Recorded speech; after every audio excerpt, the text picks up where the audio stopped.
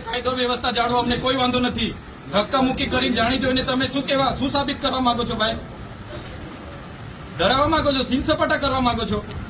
એ ડરવાવાળા લોકો નથી. અમારા આદિવાસીઓ છે ને, અંગ્રેજો સામે પણ લડ્યા છે. ક્યારેય ગુલામી અમે સ્વીકાર નથી કરી. કોઈના મગજમાં એવો ધુમાડો હોય તો કાઢી નાખજો.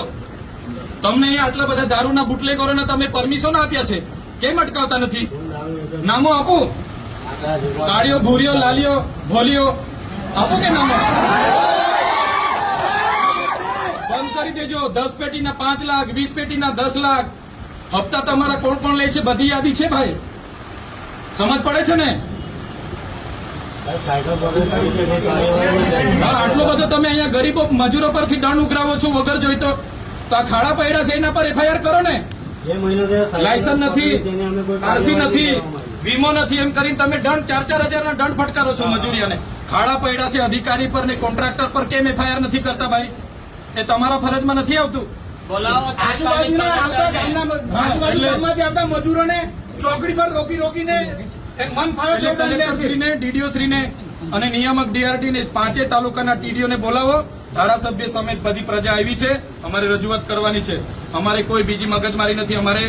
હું પોતે એકલો રજૂઆત કરવાવાળો માણસ છું. હું આગેવાન છું. આમના વતી હું રજૂઆત કરીશ. તમે બોલાવો. કઈ રીતના ભાઈ તમે ઓફિસ ખાલી કરીને નાહી જાઓ? કેમ ભાઈ? પોલીસ અધિકારી કાયદો વ્યવસ્થા જાળવે ભાઈ. બરાબર છે. અમે તમારી આ વર્દીનો રિસ્પેક્ટ કરીએ છીએ. એનો મતલબ એવું નથી કે તમારાથી ડરીએ છીએ. તમે હોય કે અમારા જેવા ચૂંટાયેલા પ્રતિનિધિ હોય, પ્રજાના આપણે નોકર છે. એ બધા ભૂલવું નહીં જોઈએ. સાહેબગીરી બંધ કરી દેજો. બરાબર? નોકરું કરવું હોય તો હરકા કરો બધા. અમે પણ પ્રજાના નોકર છે. અમને પણ પ્રજાના ટેક્સથી પૈસા મળે છે. ને આ કલેક્ટર કચેરી કોઈના બાપની જાગીર નથી ભાઈ. આ પ્રજાની સેવા માટેની ઓફિસ છે. કેમ આવા દેવામાં નથી આવતા અમને?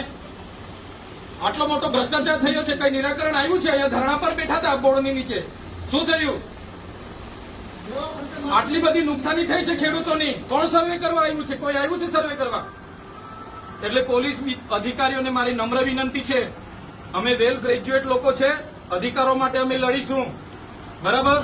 અમે આ સીન સપાટાને લાઠીચાર્જ ભાતીચાર્જથી ડરવાવાળા લોકો નથી. અને તમે એ કરવા માંગતા હોય તો પણ અમે તૈયાર છે. ચાલો તો લડી લઈએ.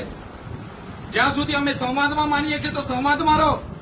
કોઈના મગજમાં બીજો ધુમાડો હોય ને, તમારો બધાનો પગાર સરકાર પ્રજાના ટેક્સથી આપે છે. કોઈના કમલમમાંથી પગાર નથી આવતો. કેમ ભાઈ સભ્ય નોંધણી અધિકારીઓ કરે છે? કોણે કીધું? કયો પરિપત્ર છે? બતાવો અમને. એટલા માટે કેમ છો અહીંયા collector Shri Narmada, DDO Shri Narmada, DRT નિયામક શ્રી અને 5 તાલુકાના TDO હશે તો જ અમે ખુલાસો આપીશું. અમે બધા પુરાવા લઈને આવ્યા છે. પુરાવા સમેત ખુલાસો અમે આપવા તૈયાર છે. બધા અધિકારીઓને અમને ખુલાસો જોઈએ.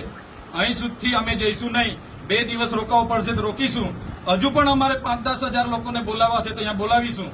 જો અમારો નિરાકરણ નહીં આવશે, અમે ખાધા પીધા વગર અહીંયા પડ્યા રહીશું.